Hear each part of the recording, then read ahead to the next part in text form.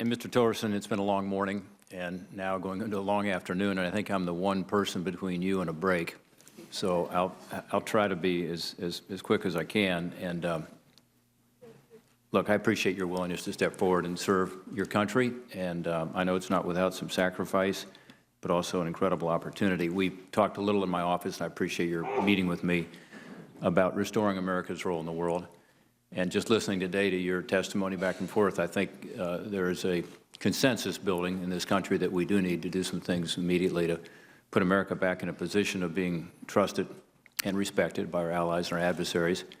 I like to look at it more that we're not looking to be the world's policeman, but to put it in Texas terms, more like the sheriff who gets the posse together. And on the eastern border of Ukraine and in Crimea, that would be NATO. And although Ukraine not a member of NATO, that region relies on it. And those countries need leadership. And with regard to Syria, I think it's the Kurds, it's the Sunni countries in the neighborhood, and so it's the posse. And in the South China Sea, where China has been increasingly aggressive, I think it's the Pacific Rim countries who, as you know, are very nervous. But they're looking for leadership, and that security umbrella we've provided since World War II has kept the peace. So I hope that's consistent with what you have told me in private and what you're saying here publicly today. And I think there's an opportunity as well as a sacrifice related to your service.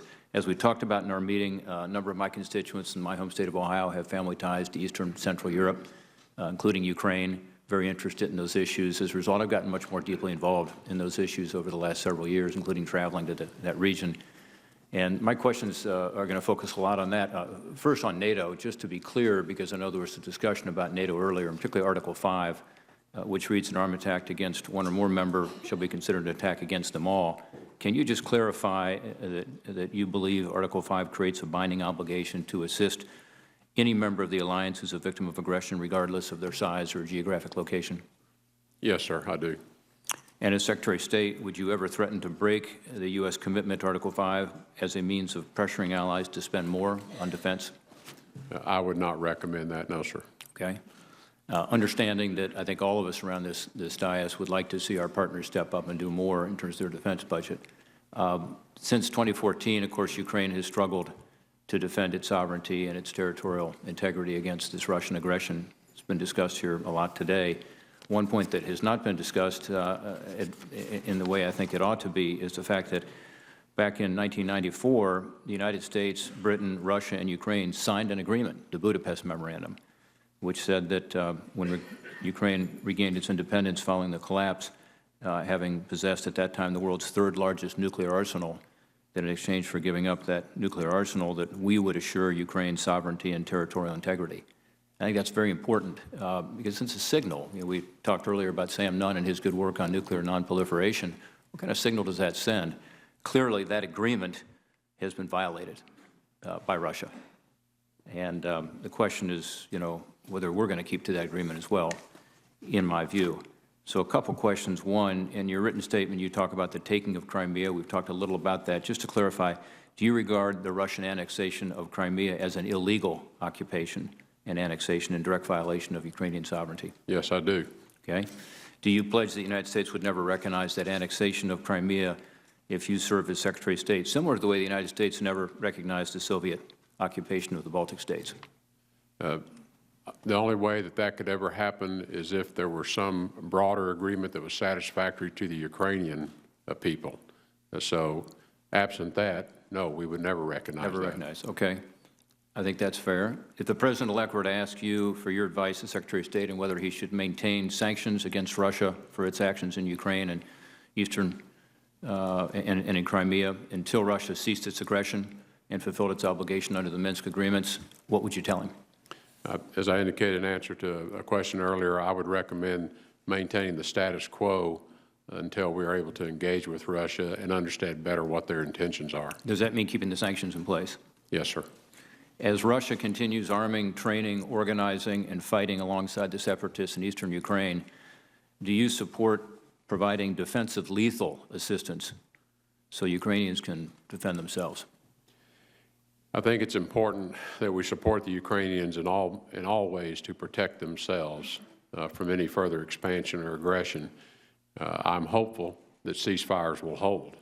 But in the absence of that, then I think it's important for us to support them in their ability to defend themselves. So you would provide them with defensive lethal weapons to be able to defend themselves? That would come in consultation through the National Security Council and certainly would require the input of others, but I would support that. This United States Senate is on record supporting that. The administration has chosen not to do that. They've used their national security waiver, as my chairman talked about earlier. I think this is significant, and I heard you say that earlier today, and I think this is a big change in terms of U.S. policy that's positive and would get Russia to the table, in my view. We've talked a lot about the terrorist threat here today, and obviously that's a growing threat that we need to address in a much more aggressive way.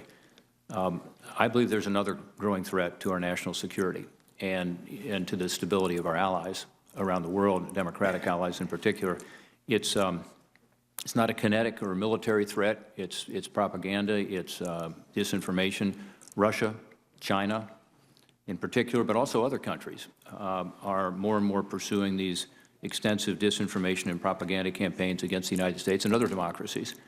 And by the way, this happened well before our most recent presidential election. And the information we have today about what might have happened here in this country, I think is part of a broader effort that we ought to be more focused on, which is this effort of disinformation, and not just by Russia.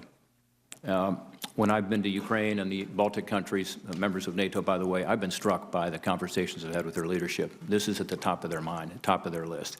They feel like they're under assault every day. They feel like they are sovereign, democratically elected governments that are being attacked through this disinformation and propaganda campaigns. I've also been struck by recent public comments by officials in Germany, in the UK, and over time, comments by our friends in Japan, Taiwan, and other places about these kinds of operations and the meddling in their democracies. As you know, these operations blend a range of tools and methods, including cyber attacks and hacking, false news, troll farms to flood the zone on social media, funding of think tanks right here in this town, and political organizations that help them, and also state-owned media, some of whom are following your hearing today and are here in the room with us today. Senator Murphy and I have legislation recently signed into law that is meant to strengthen our outdated U.S. response to this disinformation propaganda campaigns. It establishes a new interagency center at the State Department to coordinate and synchronize U.S. counter-propaganda activities against foreign threats. That's just been passed, just being set up. So my question to you is, one, how would you characterize the threat posed by foreign government influence operations, not just Russia, but in general? And second, what should be done about it? And do you support the establishment of this new agency, and would you put your personal support behind that? Senator, as I indicated in that response to a question earlier in terms of the broader threat of cyber, and I put all of the activities that you just described as a subset, because those are largely delivered through digital means to people in terms of the propaganda or the undermining, the placing of fake news. All of that is done by and large in the digital space. So as part of this comprehensive cyber strategy, it has to include how do we deal with all of this misinformation that goes on around the world. And there are a number of actors playing in this space, Russia most notably, as you point out, but we know that others are playing in this space as well to undermine legitimate governments. To be honest, the bad actors have got the jump on us. They've been at this already for some time, and we've failed to develop a way to respond to that in that digital space. And so this is it's a very complex technical issue that I think has to be part of a comprehensive assessment of how's the U.S. going to protect itself in the cyberspace and all the aspects of those threats that presents themselves, including the one that you just described, and what are the mechanisms for response, appropriate responses, and how do we get international agreement around some of that sends messages back to the bad actors that there's going to be a cost if this continues, that there's a consequence to these actions. What is that? What is the proper proportional? Or if it's not proportional, maybe it's asymmetrical. I don't know the answers because I think that's part of what's needed in a comprehensive assessment. It'll be multi-agency, interagency driven, but that is, I think, one of the most vexing challenges in front of us, but we can't just be vexed by it. We need to begin to address it. Well, it sounds like you acknowledge the threat. I would just add one footnote. I don't disagree with you that our cyber response is the weakest part of our response, and we need to strengthen that, but it's beyond cyber. I mean, this is, again, it's media, it's funding think tanks that are spreading this disinformation and false news. Some of it's pretty old-fashioned, and you know, we are just not up to the task, and Radio Free Europe isn't the answer. It has to be much more sophisticated, and I look forward to working